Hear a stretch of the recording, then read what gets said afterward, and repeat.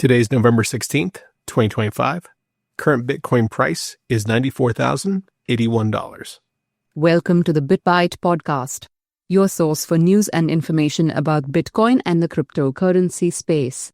This podcast is meant for educational and entertainment purposes only and is not financial advice.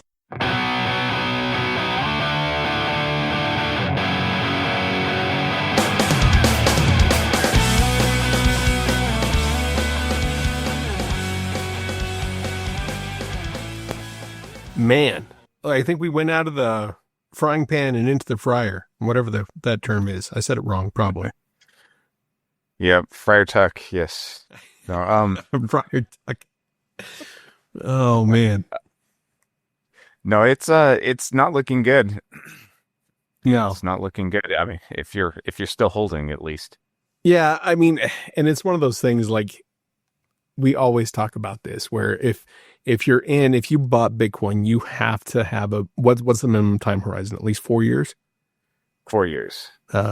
So before you're going to see, like a genius. Yeah, before you have any outsizable returns, you've got to hold on for at least 4 years. There's been, I mean, last episode we were barely holding on to the 100,000 line. Mm-hmm. And now we're below that. If we look, like one of the first things I looked at today before we kind of started to dive in and get recording is the ETF, the Farside Index, basically for the ETF ones. Yeah. And And if you look at that, it is a sea of red for the most part. bloodbath. Yeah. Multiple days of just red selling. And the days that we had black, very minimal. November 6th looks like there was 239 million. November 11th, 524 million, which isn't awful, but it was wiped out pretty much the next day. So, and there was almost 1 billion on the 13th. Yeah, that one is ugly. That is super ugly. That is probably the worst that we've seen, at least in the past. I don't know, what do they track here? 10 days, 20 days. It's Well, there's multiple days with less, a loss of around 400 million or more. Yeah. In the chart, which is, whew. Yeah. So it's, we talked a lot about this last episode. Like, are we at the peak? Is this cycle done? But before we get into that, how are theoreticals doing? Well, with us talking about a bloodbath, not particularly well. The first theoretical purchase that we would have made in Bitcoin in October 2023 was at roughly, I think it was 37,000, or maybe it was 34,000. But we were able to buy, with $3,000, you could buy 0.0885 Bitcoin. And that investment is now worth 8,326. So it's still doing well. Yeah. We saw it touch 10,000 in the beginning of October. So it's down quite a bit, but you're still good. On this type of purchase, I wouldn't ever think about selling it. No, I don't think we're going to get prices that low again. I completely agree. I think that is probably one of the smartest buys I think that we've seen so far from, I mean, obviously we only have two theoreticals on here, but I think that was such a good call out. Because that was right at the beginning, like you started to see the trend reverse. And I think you called it on that, like everything was starting to shift back up. Was that right after Silicon Valley Bank? Or right No, before? this is after. So we saw a shift from 20,000 to 30,000 in the Silicon Valley Bank. Yeah. But that one was when the rumors of the ETFs and specifically BlackRock's Bitcoin ETF kind of got going. And that's when, that's why we had that really big rally before the halving. It's like, oh, BlackRock's now in this game and they're buying it. Yeah. So I think it was right there, and then it took off shortly thereafter. And, next thing you know, we were at 40,000. Next thing you know, we're at 50,000, 60,000. It was a pretty wild ride, and that's kind of the beginning of that spike. Yeah, because that would have been, October originally? Is that when that purchase was made? Yeah, October. It was late October 2023. Okay, so late October right there. And then the ETFs, I think, got approved in early January of 2024, right? Yeah, but then, I think, and that was about the time that the BlackRock was confirmed that they were doing that. Like, it was rumor for a while, and then people found out it was for real, and boom. Okay. Yeah, I still think that was one of the smartest buys. What else? What's it? What are we looking at on the other one? Okay, second theoretical is right after the halving. And previous halvings, if you bought right at the halving and you waited for the end of the cycle, you've had multiple, you at least 3x, 5x your money. And this one has not been as great. At the second halving, which was March 19th, 2024, so basically, I mean, not quite a year. It's actually over a year and a half now. You would have bought it $64,000. $1,000 would have netted you 0.01564, and that $64,000 investment is now worth, or not 64,000, $1,000 investment is now worth 1,471. So it's up 47%. Yeah. So I mean, I guess in traditional markets, it's still not a bad return. Yeah. But we're not in a traditional market. We're used to some crazy outsized numbers, and I think that's kind of why we're spoiled, right? Yeah, and I think you brought up a good point. I think last episode, and we've probably been talking about it kind of consistently during this bull market, is that we got everything moved so fast prior to the halving, which is uncommon. And I think that may be why, we see. Maybe we are at the peak. I don't know. There's a whole lot of things that are just, it's a weird time. I haven't gotten that feeling, the euphoria, and maybe I'm just too desensitized. We put a little bit too much of the numbing agent on there because we've been in this for so long. But it hasn't felt that way. It's kind of, it's weird. That's all I can say. Well, I think part of our problem is we've got used to the crazy blow off tops. Yeah. And in crypto, those have happened every single time, every single cycle. We've done 4 previous cycles, and this is the 5th one. If this one, if this was the peak, it was not a blow off top at all. And it's kind of fascinating. But, a lot of market corrections don't happen as blow off tops. Actually, that's kind of a rarity outside of crypto. And then now crypto's potentially could have its first where it doesn't have that blow off top. Yeah. So it's just going to sneak up on you, and then it's going to hit a peak somewhere in there, not crazy high, and then it's just going to slowly taper off until it collapses. Yeah. Kind of looks like what we're doing right now. It's pretty crazy because, you got to remember last cycle, our high was 69,000. Nice.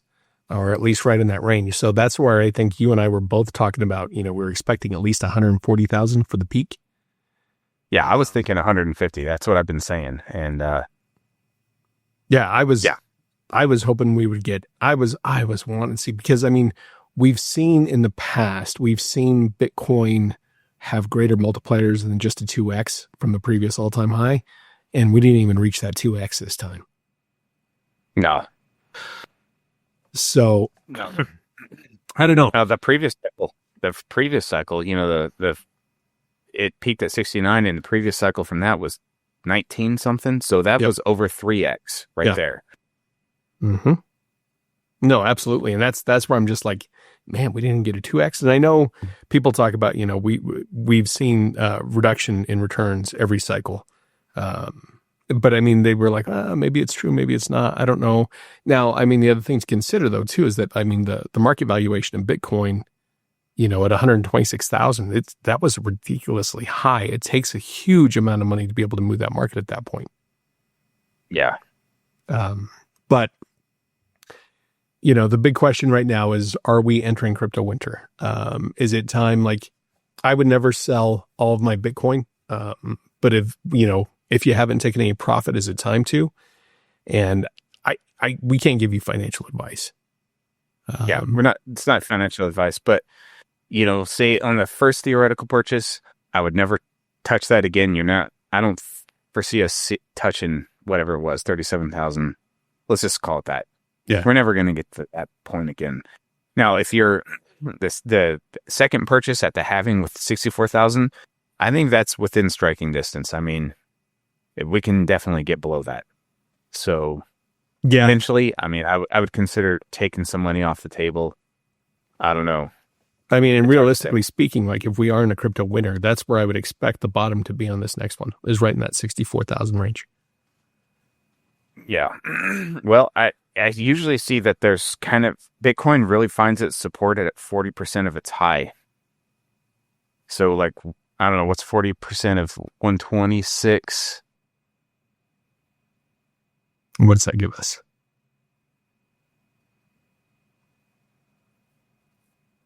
That is it 50,000 basically? 50? Yeah. Okay.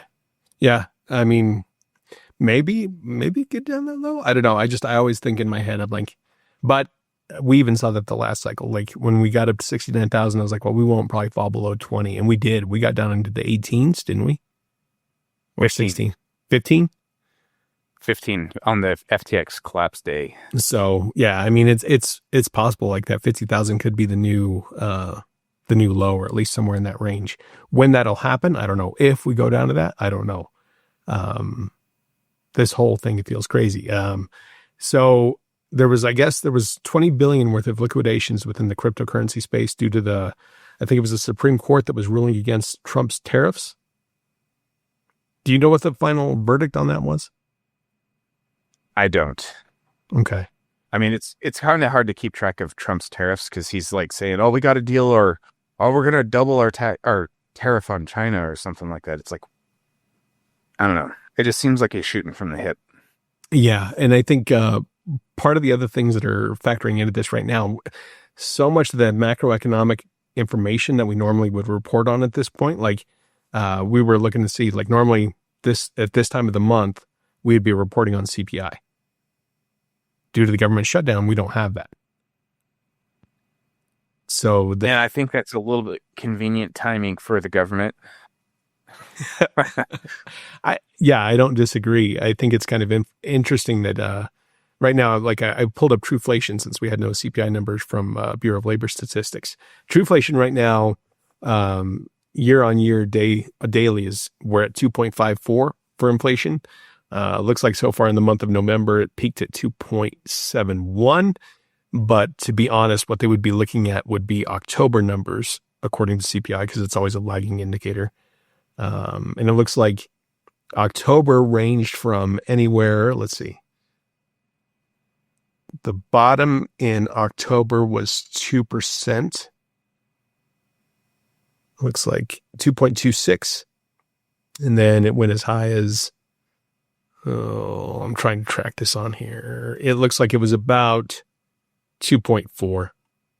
So I don't know. I think inflation probably would have came in a fairly good way. I mean, I don't know. It's still, I don't think inflation's good at all, but better, I guess. I don't know how you put that. Well, yeah, inflation's always terrible. So, especially considering the inflation that we've lived through in the past 5 years post-COVID, I mean, just a 3% increase on prices is still just brutal. Yeah. Yeah. I mean, we recently just got where we live in a fairly rural area is what I would call it. They just opened up a McDonald's nearby, and the prices at that McDonald's are actually probably a 30% to 40% increase to what it is just 13 minutes away in another town. Yeah. I don't know if you've looked at that or not, but it costs slightly more than what it does just one town over. Wow. And it's like a, good 10 to 20% increase. Well, I'd say almost 30% increase over what it is in the next town over to buy at this McDonald's, as opposed to just driving a little ways away. Yeah. But yeah, I don't know. There's also, Trump is talking about a lot of things about where he's looking at doing a stimulus check. And I guess he doesn't want to call it necessarily a stimulus, but a tariff stimulus check. Does that make sense? Well, it's like Biden Buck said he's claiming he's earned from tariffs. Yeah. And, we're lamenting the inflation that happened, but that's really what kickstarted it last time, is when they just deposited however much money into everyone's bank account. Then that's when inflation went crazy. Yeah. And people didn't save it, right? They just spent. Exactly. Exactly. And there was no increase in good production. They were just purchasing goods as fast as they could, which, causes the crazy pivot point to take place. And yeah, it's just a big mess. We have no idea where all these headwinds are going right now. We're in we're in limbo, but we've been in limbo for so long. We've talked about this. Like, we think the recession started probably back under Biden, and it's just been kind of really long and drawn out, which at this point, I think you would call it a depression, right? I mean, I would say it's close. But really, I mean, when I look at things, prices are up in stock markets and all these other different markets. But when it comes to actual value, I don't really think we've recovered from the 2008 recession, to be honest. Well, and I agree with you on that. I think we've talked about this before too, where we kind of began treating the U.S. economy in particular, and it's probably globally, as a junkie, right? And it constantly needs that influx of cash to stay working before it goes through withdrawals. I don't know how else to put it. Yeah, it's not functional per se, but whatever we're doing, it's not good.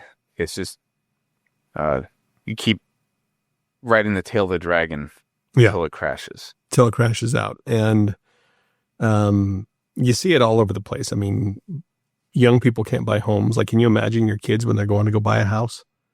How much all that's going to cost? No. That's, there's so many weird economic factors at play. Like, Trump recently talked about a 50-year mortgage. He's got his possible helicopter stimulus money coming in, which, they're going to put a hard cap on it. Like, it's everybody below 100,000 in earnings everybody would get $2,000 stimulus. And you believe that includes children as well, correct? We apologize. We had some technical difficulties, so Rick's going to sound a little bit different. We actually had to call, and we are completing this on Bluetooth right now. So, so we were talking about basically stimulus payments, however you want to call it, helicopter money coming in, trying to buy back. In my opinion, he's trying to buy back some popularity. Some support. Yeah. He's lost a lot of it right now. And, with the Fed not having really economic data, I'm guessing this is my personal guess, is I don't think they're going to make any more rate cuts this year because they don't have enough data to go off of. Well, unless they do finally open it back up and then we see how bad things really are under the hood, and then they, try and inject some money into it. Who knows? Yeah. Your guess is pretty good, though. Maybe it is. We have to wait till next year before they do any cuts or anything like that. Yeah, because I think they're gonna sit on whatever data they have. Like I said, we have no CPI for October. According to Trueflation, it was 2%, a little bit over 2%. And it looks like right now we're sitting at like 2.5. So, I guess the ultimate question at the end of the day is, due to the macroeconomic factors that we have currently going, are we done? I mean, what do you need to see to think that maybe we'll have one more rally left in us? Well, it has to get back above 98. That's kind of the thing that would show we have some life left in us. Yeah. 98 was kind of the bottom where it kept, that was the ceiling, or not the ceiling, the floor that it kept bouncing. That was the support, but it broke through. So, if it keeps going down, below, if it goes below 90, I think it's done. Yeah. We call it, it's a wrap. It's a wrap for this cycle. And then how long the winter will be, we don't know. We had a fairly shortened cycle last time. But I'm not sure. But I mean, when I say shortened, that's basically from bottom to going back up. So, I mean, there always is the grind down that we have to go through, which is painful. Though this is the first winter with ETFs. Right. So I think they're going to dictate, I mean, especially how much BlackRock has, they're going to dictate how bad this winter is. Maybe it's the mildest winter we've ever seen, or maybe it's the worst. It's the Game of Thrones winter is coming. That's It's a good point. It's all uncertainty at this point. And that's why I think we talked about this a couple episodes ago where I've had a hard time recommending Bitcoin to anybody at this point. Like, obviously I love Bitcoin and I think everybody should buy it, but because the cycle was acting so odd and we weren't getting that crazy explosive move, I felt like we were closer to a top and I didn't want to push towards towards people saying, hey, buy now. Because right now it didn't feel like a good time. Yeah. Actually, specifically, there's a lady I used to work with, and she, I ran across her and we were hanging out, and she asked, should I get into Bitcoin? I'm like, not yet. Yeah. Not yet. I was like, whenever they say that Bitcoin's going into a winter, or, it's going downward, time that about a year and then you can get in and then it'll be perfect. Yeah. Yeah, no, exactly. Or not perfect, but pretty good. Pretty good. You'll see you'll miss a lot of the bloodshed that the rest of us are going to go through, and you'll get to enjoy more of those gains when they finally happen. A couple other things I wanted to touch on. There's a big push right now. Like Citi, apparently, according to their analysts, is predicting $180,000 Bitcoin, but that's because they're expecting that liquidity spike from Trump's stimulus. I don't know, however you want to call it. So what does that look like? I mean, we just had the IMF is actually pushing a bunch of money into Mexico. Did you hear about that? 24 billion. I've heard about that. For them. Yeah. Yeah. So I don't know. It's kind of crazy. We have 27 countries currently now that actually have reported that they do have Bitcoin in some sort of reserve. And then we have 13 additional countries drafting legislation right now as we speak. Taiwan was more recent to that. Luxembourg, I think you were talking about that. They just started actually buying some, which for them, it's not a lot. I think, what did we say? Was it 7 million? Yeah. For their, what do you call it? Their trust, their national trust. Yeah. So, but Luxembourg is a tiny, tiny country within the borders of France. It's somewhere in France and Belgium, and just a little city of a country. Yeah. So you talked about your make or break already. What do you think will happen? I mean, typically Sundays are a big day because this is the weekly close. What would you want to see today? What do we want to close at? I would say if we can close at 98, we're in fine. But this is going to be a rough one. I think if we don't get above 98, I think we're going to call it a wrap. Yeah, that we've already peaked. And I would tend to agree. I think because the stimulus, whatever that may be, that's kind of a pipe dream right now. There's nothing that's realistic about that. We may be in for a downturn, at least for the next couple months. I'm always the perma bull. Out of the two of us, I'm always the most optimistic. So I still don't want to say that this cycle is over. Part of me, like logically speaking, this cycle is over. So now we need to kind of wait and see where this is going to trend.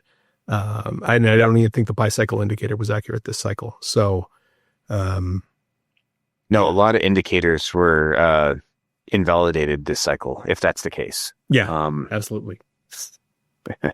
But you know what? If it is the winter, if we're entering winter, then it's time to start stacking some cash away and then get ready for that prime opportunity when the FTX, debacle, whatever that was, the last one. Previous one was COVID. If you would have bought, during the COVID breakdown, you would have bought Bitcoin at $3,000, which ended up topping at 69,000, or the FTX collapse, 15,000. I mean, if you would have bought your Bitcoin at 15,000, at that point, I would never sell that one. You're just never going to see that price again. I don't think. Man. And I still remember to this day, I remember the COVID crash sitting out on my back porch. It had reached a previous high of around 19,000. It was sitting at $3,000. And I'm like, oh man, did I just mess up? I mean, it wasn't just that was many months later, but I'm like, is this still going to come back? And it did. And I think this will still continue to come back. I don't think that has ended.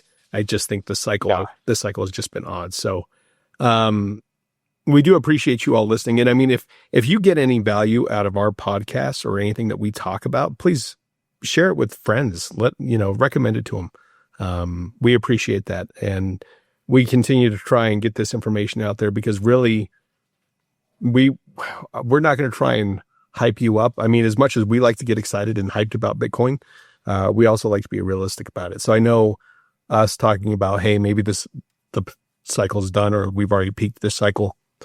Maybe that may not make people happy, but that's just what we've been through. So, well, we're doing a lot better than some of the moon boys and moon girls out there that just keep talking about how we're going to go well past, 250. Some people were saying 400, 500 this cycle. Yeah. And we were always kind of really cautious about that. And so if that is the case, we're going to look pretty smart. Everyone else is going to look ridiculous. Well, and bless you, sir, because you always temper me, because otherwise I would be like, oh, man, we're going to $450,000. Don't you worry. And I don't think that's happening. At least not this cycle. I mean, I do think in the long run it will, but yeah, I don't think we're there yet. No, and if this is a winter cycle, it's going to be a really interesting one. How the ETFs, like we mentioned earlier, how they're going to play into it. And then also the fiscal irresponsibility of the United States federal government. I mean, something could happen and the financial system breaks, and then next thing you know, it's like maybe you do have to buy things in Bitcoin. Things are going to get interesting. Yeah. And Bitcoin may be down, but it's never out. No, I completely agree with you on that. So anything else you wanted to bring up? That's it for me. All right. Well, thank you all for listening. And again, share this with your friends. We'll talk to you all soon.